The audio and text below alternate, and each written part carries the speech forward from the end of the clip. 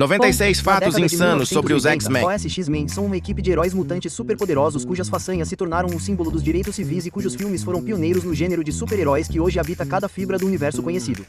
Número 2. Desde 2000, os 12 filmes arrecadaram mais de US$6 bilhões em todo o mundo, tornando-os a 7ª série de filmes de maior bilheteria da história do cinema. Embora seja verdade, 2 desses filmes e US$1,567 milhão dessa arrecadação pertencem ao Mercenário com uma boca, que abordamos outro dia. Embora, infelizmente, falaremos sobre o Mercenário cuja boca foi selada sabe Deus por quê. De qualquer forma, número 3. Dito isso, o primeiro roteiro de X-Men não foi realmente escrito para a adaptação de Bryan Singer de 2000. Em 1984, os escritores de quadrinhos da Marvel Jerry Conway e Roy Thomas elaboraram o roteiro para Orion Pictures apresentando um Professor X em cadeira de rodas pré-W e companhia enfrentando uma organização conhecida como Proteus. Mas quando a Orion passou por dificuldades financeiras, o roteiro foi descartado. Número 4. Então, novamente em 1996, Stan Lee e o roteirista regular dos X-Men, Chris Claremont, sugeriram um filme com o Mary Band of Muttes para Catherine Bigelow dirigir, com o então marido James Cameron produzindo, e sugeriram escalações como Angela Bassett como Tempestade, bom, e Bob Hoskins como Wolverine, não tão bom. No entanto, Stan Lee sabia que perderia Cameron ao mencionar o Homem-Aranha na reunião, para o qual Cameron rapidamente voltou sua atenção. Número 5. Com o novo milênio, porém, surgiu um novo filme dos X-Men, para o qual a Fox considerou o homem que encerraria sem cerimônia a trilogia Brett Ratner para a cadeira de diretor antes de oferecê-la a Machete e Spy Kid ou Robert Rodrigues. Você é um cowboy? Ele não queria fazer filmes de grande orçamento na época, então a oferta foi para o diretor de Os Suspeitos, Bryan Singer, que recusou antes de ler os quadrinhos e reconsiderar. Número 6. Durante as filmagens, Bryan Singer queria ler os rumores que circulavam sobre o filme para que pudesse ler os sites de fofoca, algo que ele provavelmente não faz muito hoje em dia, dado o que estão dizendo sobre ele. De qualquer forma, um dia ele leu o boato de que havia sido demitido e ficou preocupado que alguém soubesse de algo que ele não sabia. Então, ele ligou para os executivos do filme em pânico, apenas para descobrir que não era assim que a Fox demitia sua equipe. Número 7. Buffy, criadora, diretora dos Vingadores e suposto homem que arruinou a Liga da Justiça. Não, Joss Whedon foi convidado para ajudar no roteiro e fez uma grande reformulação. Tudo isso foi descartado, exceto por algumas falas. Sem dúvida a melhor fala do filme, você é um babaca. E certamente a pior do filme, a infame piada do sapo. Número 8. A primeira escolha para o diminuto canadense selvagem conhecido como Wolverine era Russell Crowe, mas ele não estava muito interessado.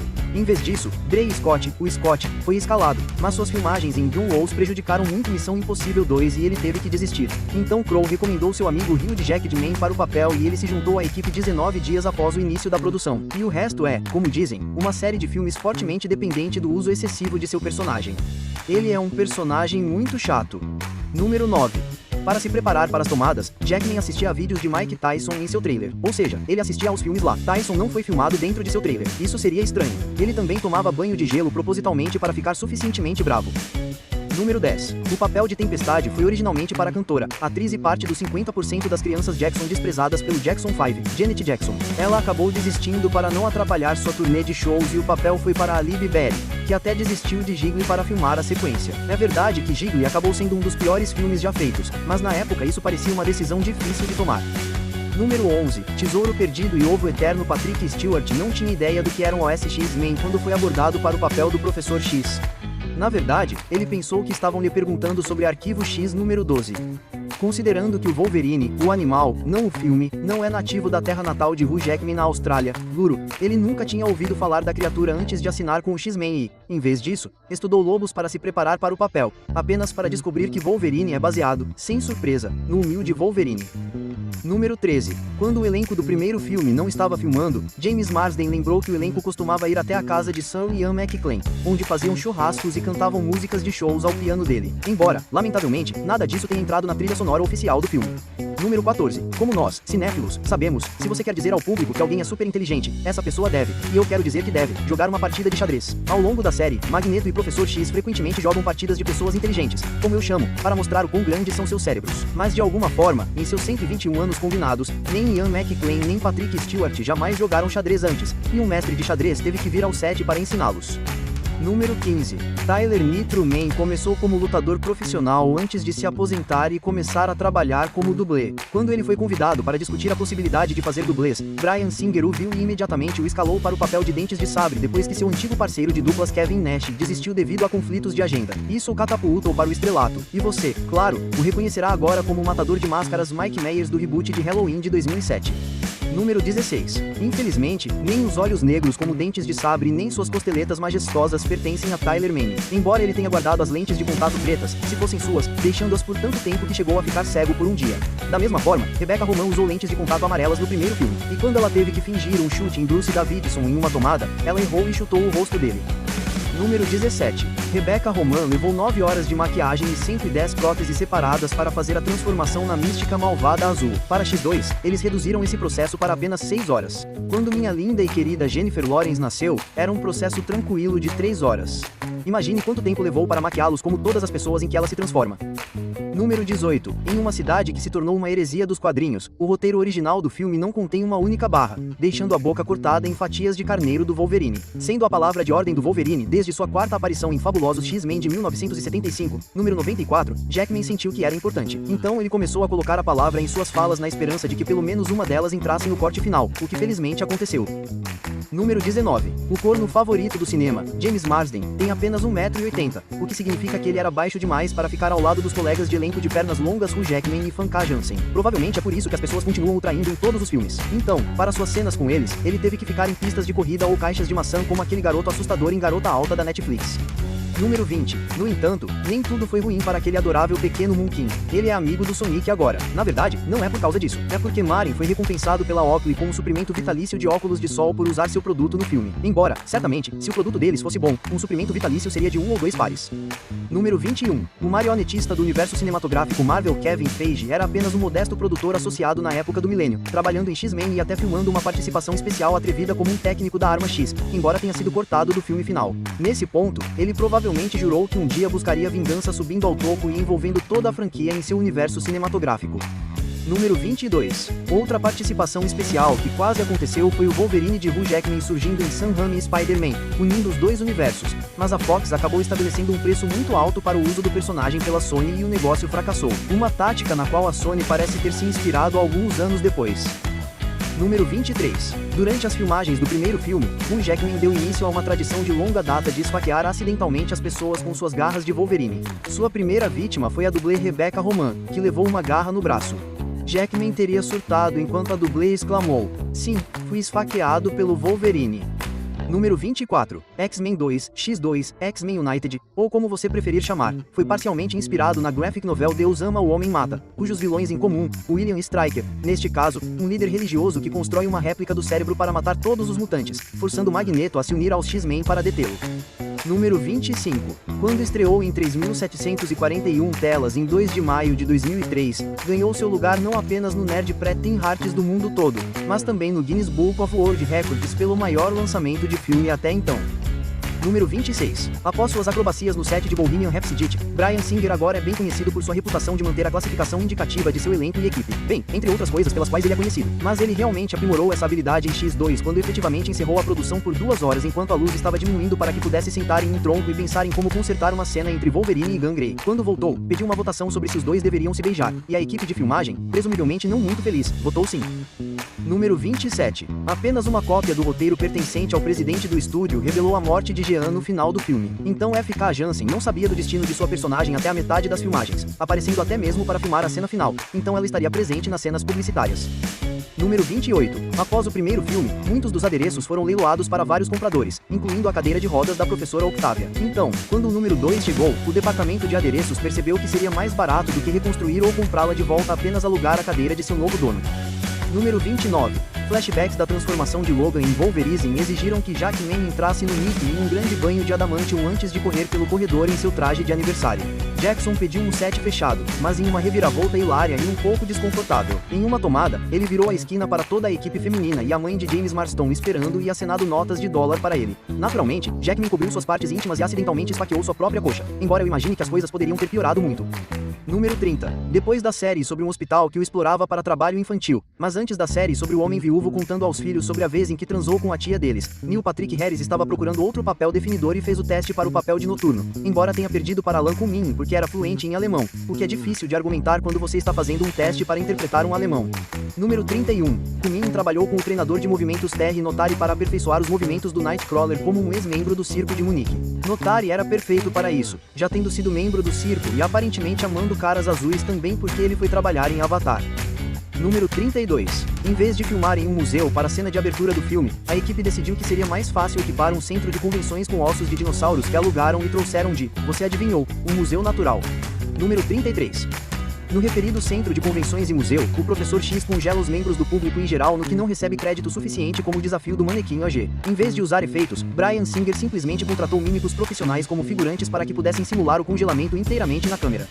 Número 34. Se você está se perguntando quais efeitos especiais foram empregados para obter aquela parede de gelo que o Homem de Gelo cria para segurar Stryker, eles usam a técnica menos conhecida de fazer uma parede gigante de gelo no set e realmente explodir a monstruosidade 11T ali mesmo e sangrar. Então, o número 35.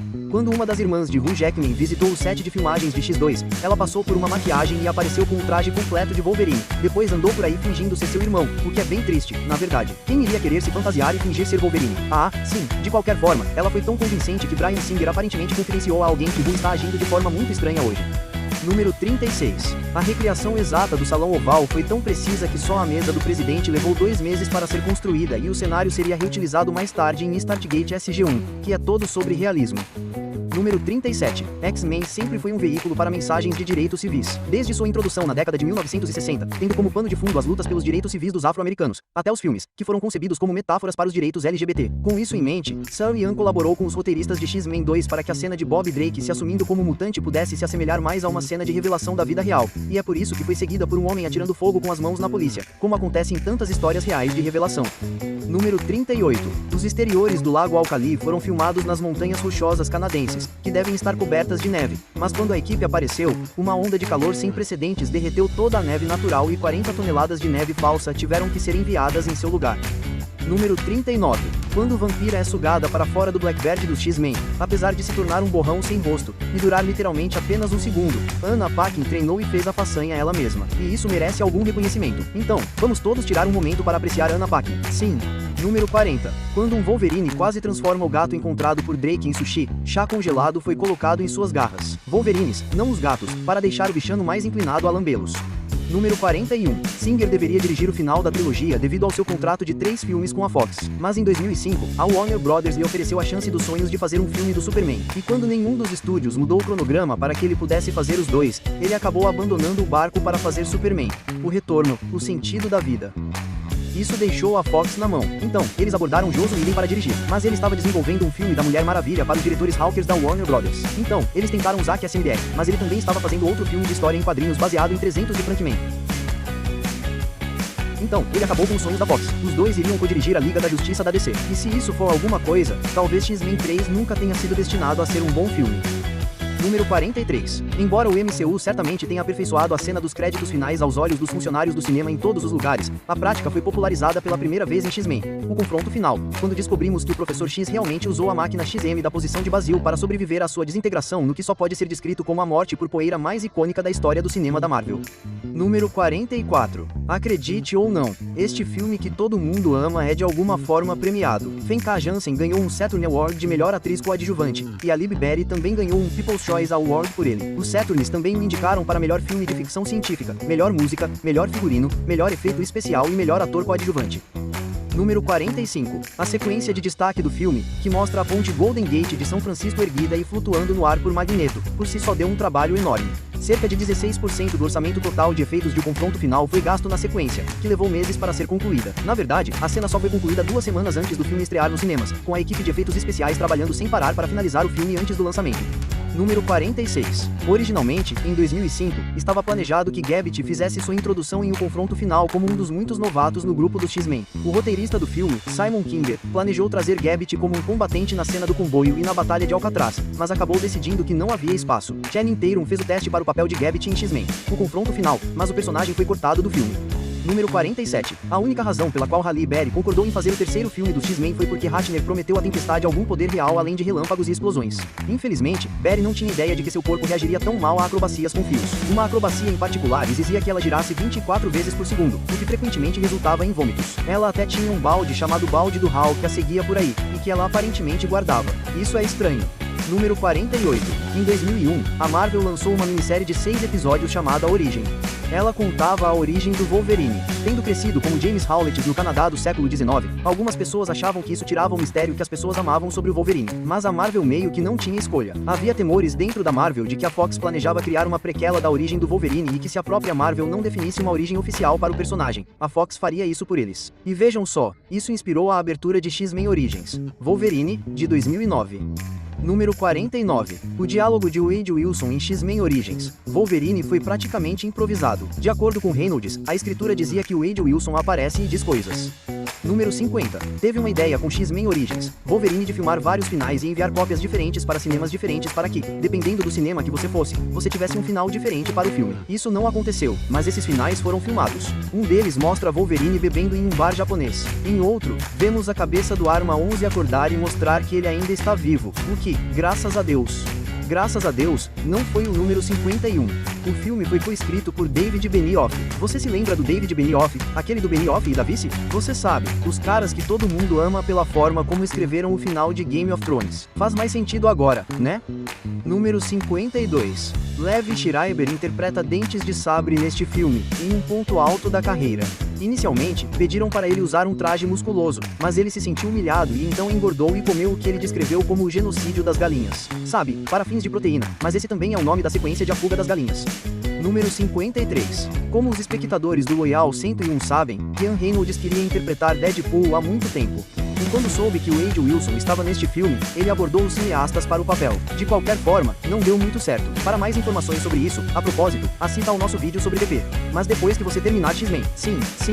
Número 54. Apesar de todas as probabilidades, o Will Young está neste filme. Eu sei, o mais difícil de todos. De qualquer forma, aparentemente ele se inscreveu no acampamento para entrar em forma e aceitou o papel porque queria interpretar um mutante que pudesse fazer a mesma coisa que o Noturno, porque ele pode fazer a mesma coisa que o Noturno. Número 55. E agora passamos para X-Men Primeira Classe, um adorável retorno à boa forma. James McAvoy interpreta um Charles Xavier mais jovem. E então, sabendo disso, ele decidiu raspar a cabeça antes de filmar. Faz todo o sentido, certo? Bom, acontece que ele precisava ter bastante cabelo para o filme e por isso teve que usar apliques. Número 56. Nicholas, eu saí com Jennifer Lawrence. Olhe para mim, eu sou o melhor. Holt interpreta Hank McCoy, também conhecido como Fera. Fera já havia sido interpretado por Kelty, do seriado Frasier Graham. Então, parte da pesquisa de Holt era assistir episódios de Frasier para entender o sotaque de Kelty Graham. Número 57. Jane Jones é provavelmente mais conhecida por seu papel como Betty Draper na maratona de bebida e fumo dos anos 60, Mad Men. Então, quando ela assumiu o papel de Emma Frost em X-Men Primeira Classe, ela o fez para quebrar o molde depois de estar na série de época por tanto tempo, apenas para descobrir que Primeira Classe na verdade se passava nos anos 60 também, e que Emma não pode ser tão fria quanto Betty Draper nas temporadas posteriores. Número 58. Jackman supostamente reprisou seu papel por um breve período no filme sobre gêmeos. A. O estúdio doou dinheiro para a escola de seu filho e B. Ele foi autorizado a xingar. Se você já viu X-Men Primeira Classe, sabe exatamente isso que ele fez.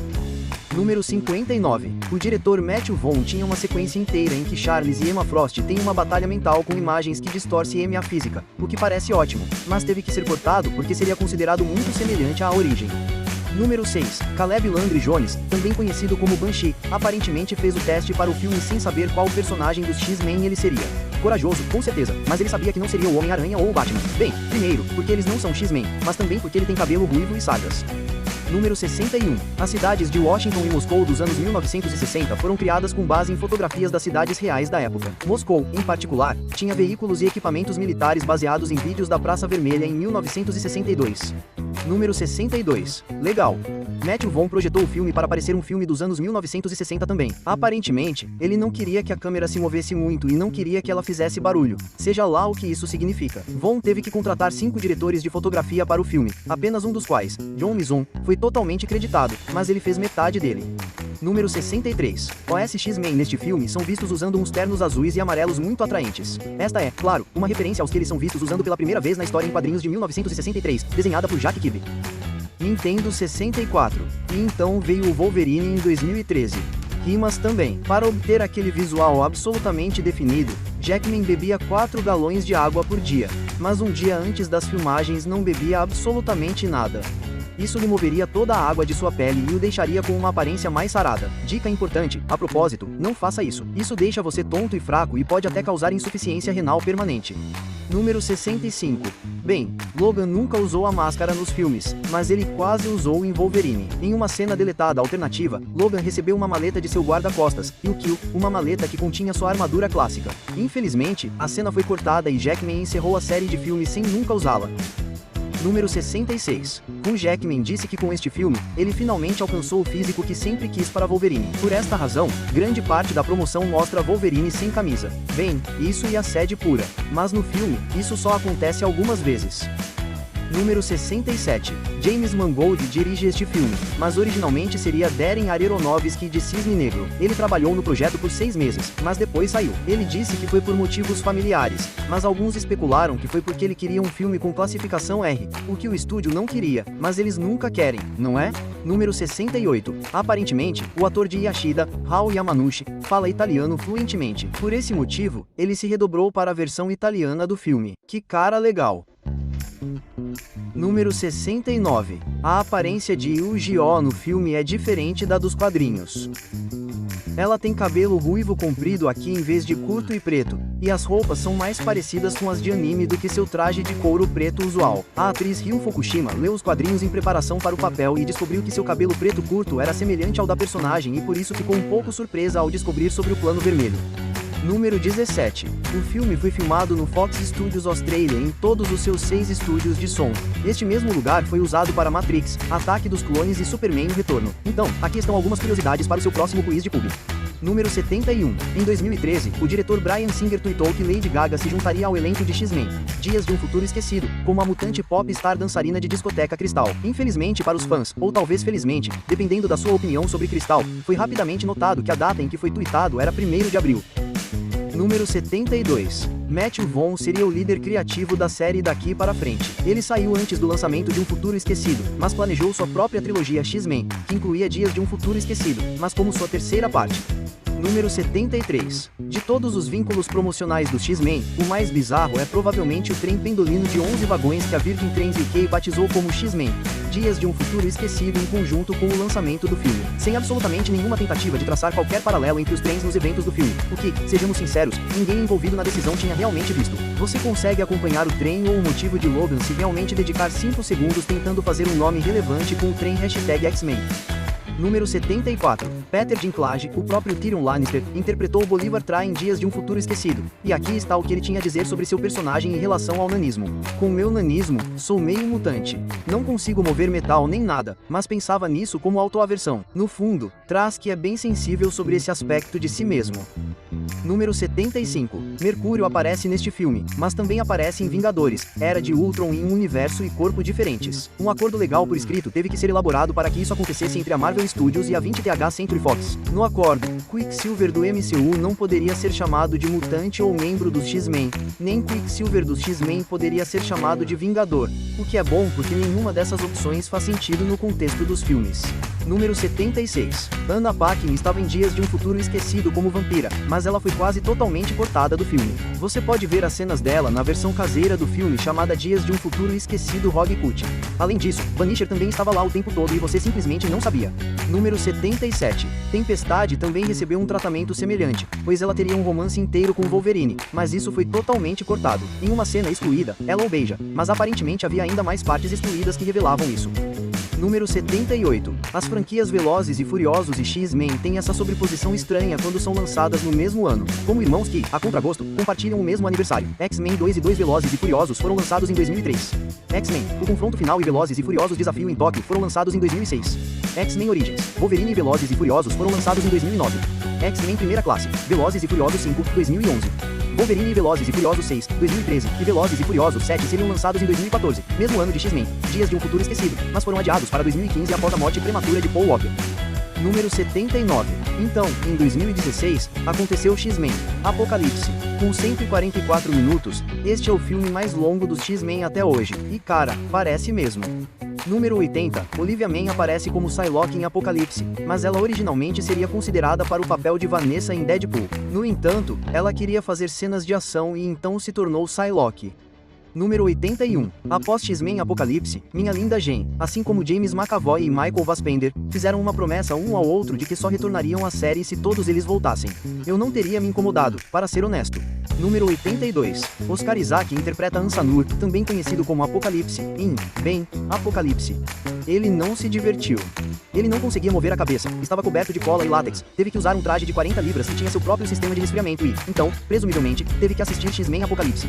Número 83. Um trailer do filme o colocou em apuros antes mesmo de estrear. Nele, Apocalipse diz que foi chamado de muitas coisas ao longo de muitas vidas. Ra, Krishna e Yahweh. O estadista indiano Rajan Zed pediu que essa referência fosse removida para que a religião hindu não fosse banalizada. E assim fizeram. Adorável. Número 84. A cena rápida desse filme ambientada em Bons Sonhos é feita disso, também conhecida como a melhor cena do filme, levou mais de 20 dias para ser filmada com uma combinação de efeitos práticos e de computação gráfica. Não é de se admirar que tenha demorado tanto para que eles tivessem que encontrar uma maneira de desacelerar o tempo, pelo amor de Deus. E isso ironicamente deve levar uma eternidade. Número 85. Estou pronta para ficar nua, pintada de azul, e o mundo também está pronto para isso. Quem disse isso? Isso mesmo, não foi Jennifer Lawrence, mas Sir Patrick Stewart, que disse que estaria disposta a interpretar Mística caso J-Law começasse a atuar. Essa é uma citação, a propósito, ele realmente disse isso. Número 86. Sophie Turner foi escalada como a própria Fênix Negra, Gungrey, embora ela ainda não seja a Fênix Negra, apesar do fato de que ela tem essa coisa estranha de Fênix de Fogo no filme, o que não faz sentido, mas de qualquer forma, Elle Fanning, Chloe Grace Moretz, Daisy Ridley, Saoirse Ronan, Hailey Steinfeld e Lily Collins foram aparentemente todas consideradas antes de escolherem Sansa. E esse é o chá. Número 87. Talvez Turner tenha sido escolhida porque ela e Fan Jansen são bem parecidas. Nenhuma delas é ruiva natural, ambas são europeias, ambas são mais altas que seus ciclopes por 1 polegada. Coincidência? Ah, quase definitivamente, mas é assim que é a vida. Esse é o chá. Número 88. Então, em 2017, veio o que alguns consideram ser o melhor filme dos X-Men de todos. Logan de James Mangold. Assim como Hugh Jackman, Ben Stiller está neste filme e perdeu 21 para fazê-lo parecer idoso e fraco. Número 89. A dublê de Laura se chamava Rissa Killar e o diretor James Mangold ficou extremamente impressionado com ela, tanto que mais tarde ela foi escalada como uma das crianças, especificamente a garota da pinha. Número 90. A explosão psiônica que o Professor X sofre foi feita por meio de filmagens tremidas de propósito. Além disso, o Jackman não estava realmente atuando quando estava lutando para passar por isso. Ele estava sendo segurado por uma corda puxada por 2 homens para parecer mais realista. O que, uau, eu sei por experiência própria que é doloroso. Não pergunte o porquê. Número 91. A atriz de Laura, Daphne Kinney, tinha 11 anos na época das filmagens. Isso significava que legalmente ela não tinha permissão para entrar no cassino. Portanto, ela tinha que estar em uma tela verde para algumas dessas cenas ou uma dublê de corpo maior de 18 anos tinha que ser usada.